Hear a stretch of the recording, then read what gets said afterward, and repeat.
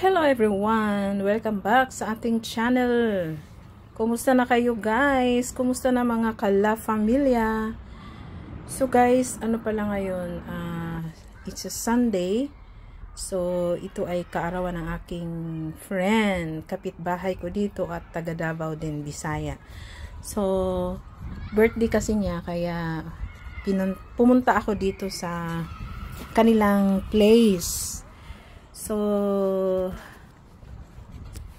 nandito ako ngayon sa dito sa baba nila. Nandito ako sa kanilang apartments. So napakaganda yung yung views ng sa loob ng apartment nila. So kasi tumawag ako, nasa church pa daw sila. So habang ako'y naghihintay, so ikot-ikot muna ako dito kasi alam mo na, pang palesen ng ng sakit ng frozen shoulder. So sa kakahintay ko sa kanila, umabot ako yata ng almost 150 rounds ng exercise. Pero okay na din kasi need naman talaga ng stretching. So ito yung paraan kong mag-stretching sa labas pagka kasi mga ganitong yung pang exercise ng mga equipments, kahit sa ang banda ka pupunta dito sa South Korea, meron yan. So, kahit sa bundok pupunta sa bukid, akit ng bukid, pagdating mo doon sa bukid, may mga ganito talaga, ibang klase. So, mainit, kaya natin, pa rin natin yung jacket natin. Kasi, it's a spring season here in South Korea. So, dito naman tayo sa maliit. Sige, ikot lang tayo ng ikot. Kasi, at least hindi ako nabuboard habang ginintay sa kanila. Pero, tumawag, parating na lang sila. So, kaya, habang naghihintay, pumaparaan-paraan lang din. Para hindi masayang yung mga oras natin. So, ganun lang. So, ang ganda ng views nila. Ganito talaga mga apartments dito sa South Korea.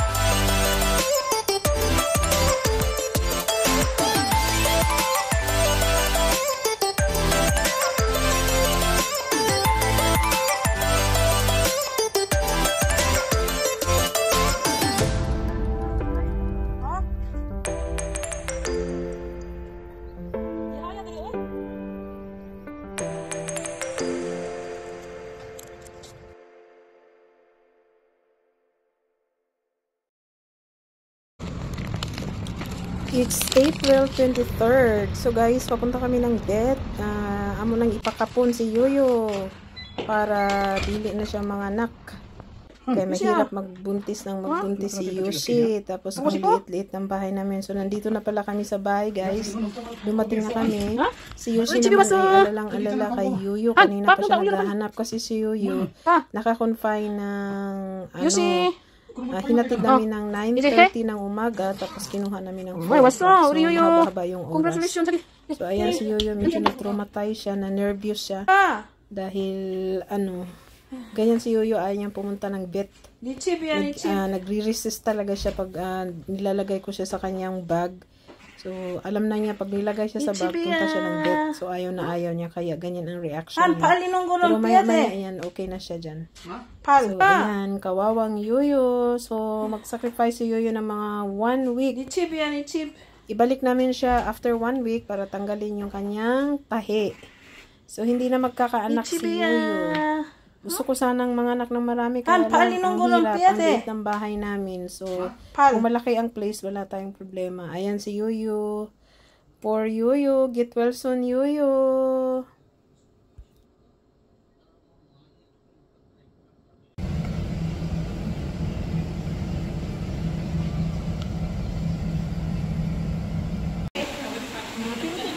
Hindi rin nakuha yung hindi, eto ka.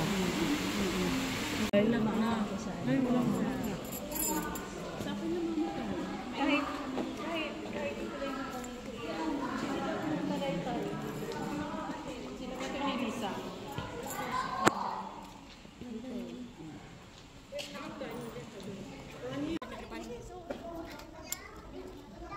Hey, sexy ladies.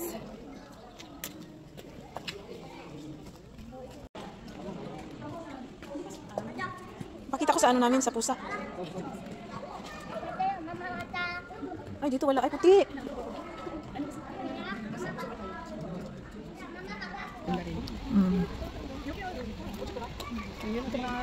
Nandito ako nung ano nung nakaraang utong. Ay.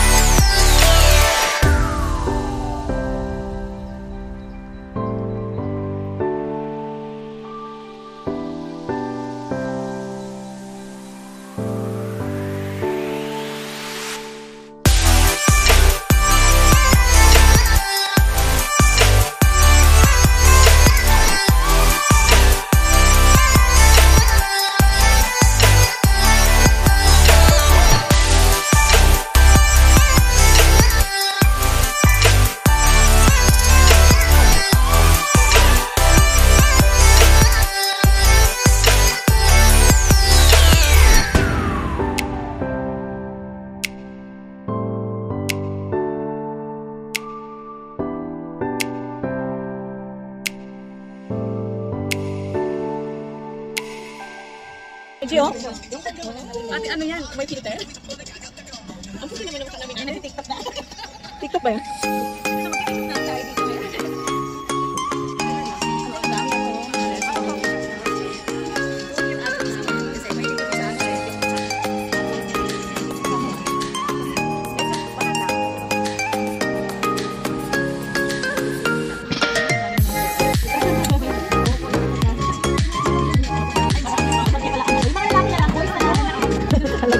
Part 3 to. Kulang pa ito. Ito na lang itong kape. Kape ito? Singkang sa amin. Yan pero siguro yung o ito yung Ito yung dalawang kapatid eh. baka ano to tea. Ano check mo? Yung cake ko. Singkang. Pareho diba dalawa yung singkang? Ano ba? Te?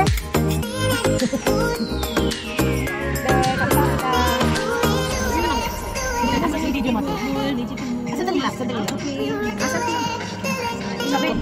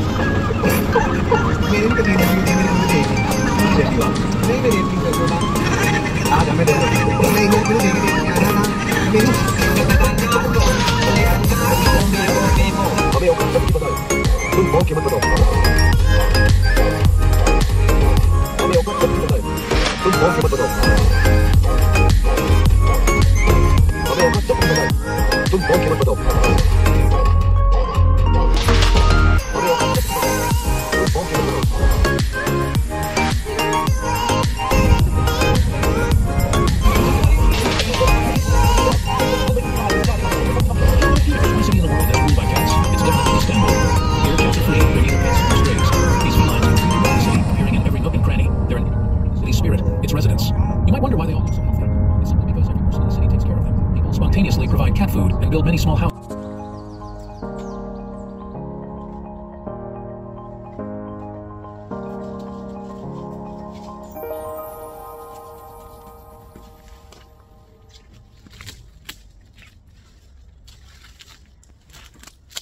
So guys, working mode muna tayo. So nandito ako ngayon dito sa aming storage. So habang si Mr. ay nasa field, ako naman ay nandito nag-iisa. So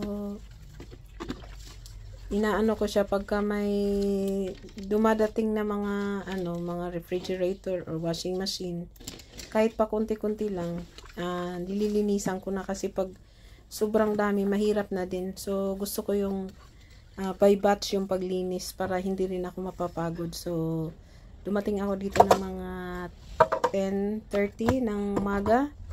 So umuwi ako ng 3:30 sa bahay. So ganun lang ang buhay guys. Linis-linis pag may time. Sipag-sipagan kumbaga. So hindi na kami, si Daddy Abdullah, hindi ko na pinakuha ng tagalinis kasi sabi ko, ako na nag-offer, ako nang maglilinis kasi sayang din yung bayad sa ibang tao. So ako na lang. So follow-up check-up na yun ni Yuyu. So after 1 week ito, bumalik na kami dito kasi tatanggalin na yung tahi. So nakakapanghinayang din ng mga anak si Yuyu. Tulog na tulog. Okay lang kasi ganun talaga eh. So ayan ang mga cute kitten namin. Kasama ng nanay nilang si Yoshi. Ayan, pahiga-higa ang kukulit ng mga ito. At saka nag-order si Daddy Abdullah naman ng new drinking bowl kasi marami na sila. So yung isang binili namin nasira na. Ayan. So yan ang ginagawa nila. Tulog, akyat, kain. Ang kukulit ng mga yan.